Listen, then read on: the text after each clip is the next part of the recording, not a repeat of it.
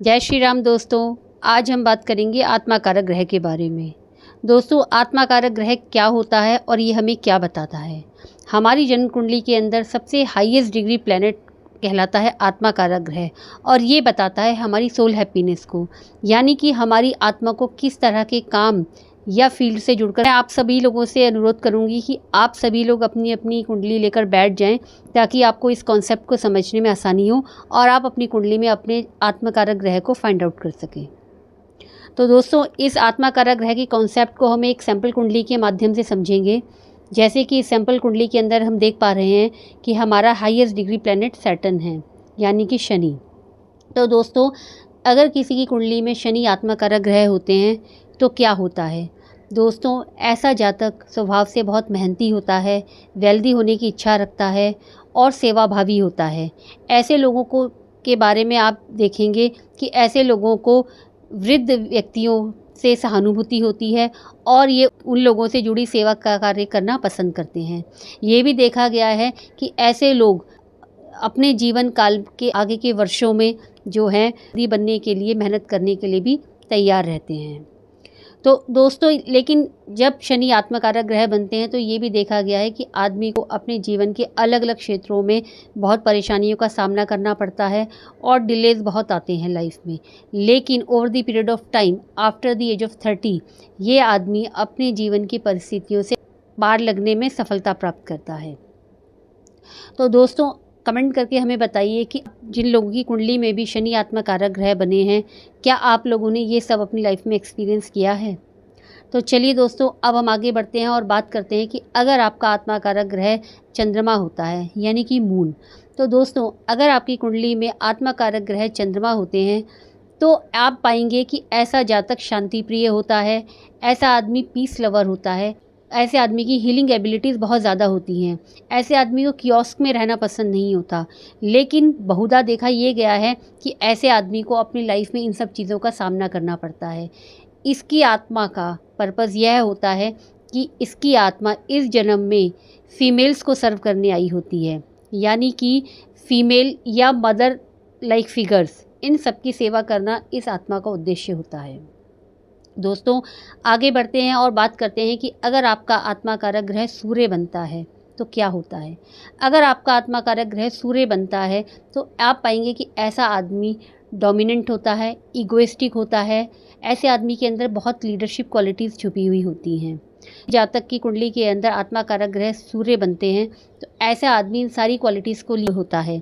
लेकिन अब असल बात यह है कि अगर आत्माकारक ग्रह सूर्य बनते हैं तो ऐसे आदमी का उद्देश्य क्या होता है? ऐसे आदमी का उद्देश्य होता है प्रोटेक्टर बनना। यानी कि राजा की क्वालिटीज़ क्या होती हैं? राजा की क्वालिटीज़ होती हैं कि राजा अपनी प्रजा को प्रोटेक्ट करने का कार्य करता है। किसी की कुंडली के अंदर सूर्य जब आत्माकारक ग्रह बनते हैं तो ऐसा आदमी अपने आसपास के लोगों के लिए एक प्रोटेक्टर का काम करता है।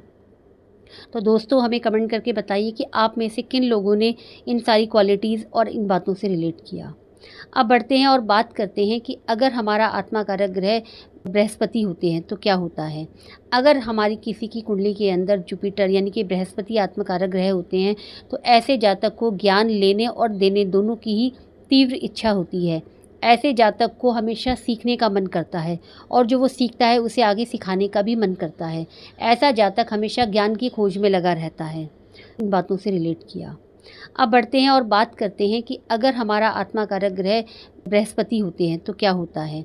अगर हमारी किसी की कुंडली के अंदर जुपिटर यानी कि बृहस्पति आत्मकारक ग्रह होते हैं तो ऐसे जातक को ज्ञान लेने और देने दोनों की ही तीव्र इच्छा होती है। ऐसे जातक को हमेशा सीखने का मन करता है और जो वो सीखता है उसे आगे सिखाने का भी मन करता है। ऐसा जातक हमेशा ज्ञान की खोज में लगा रहता है और उन्हें आगे समझाना उसके जीवन का उद्देश्य होता है। और ऐसे जातक को खुशी मिलती है अगर वो नई नई बातें सीखता है, नए नए ज्ञान के बारे में समझता है और उस ज्ञान को आगे सिखाने में भी लोगों को हेल्प करता है। तो दोस्तों, आगे बढ़ते हैं और बात करते हैं कि अगर किसी का आत्माकारक ग्रह शुक्र होता है तो क्या होता है।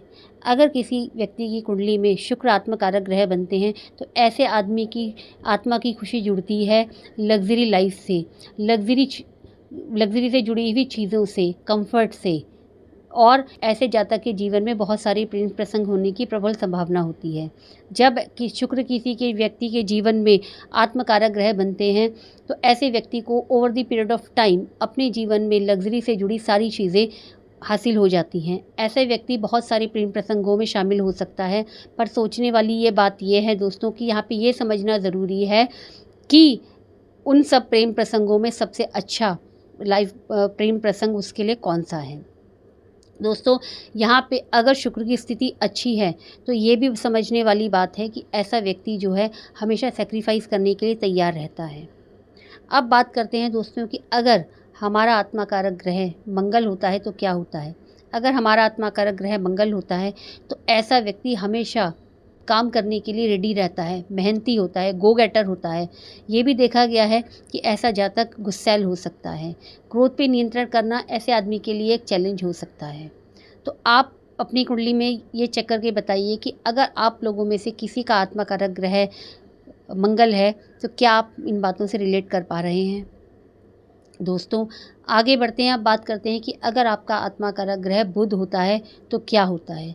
दोस्तों अगर आपका आत्माकारक ग्रह बुध होता है तो आपको नई नई चीज़ें सीखने का, नए नए कंट्रीज़ के, नए नए समुदाय की जीवन शैली के बारे में जानने और समझने का शौक़ होता है। आप नई नई जगहों पर जाना पसंद करते हैं, नए नए लोगों से बात करना पसंद करते हैं। ऐसे व्यक्ति के माइंड में हमेशा नए नए विचार चलते रहते हैं, बिज़नेस आइडियाज़ चलते रहते हैं और ऐसा आदमी हमेशा अपने आसपास के चीज़ों के बारे में जागरूक रहना पसंद करता है।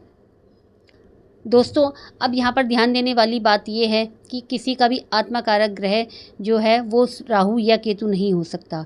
तो अगर आप में से किसी की कुंडली में भी राहु या केतु में से कोई भी जो है वो हाईएस्ट डिग्री प्लैनेट है तो उसे छोड़ के आप ये देखिएगा कि सेकंड हाईएस्ट डिग्री प्लैनेट आपकी राशि में कौन सा है। दोस्तों यहाँ पर एक चीज़ और ध्यान देने वाली बात है कि आप पाएंगे कि एक से ज़्यादा ग्रह की डिग्री जो है वो सेम हो सकती है।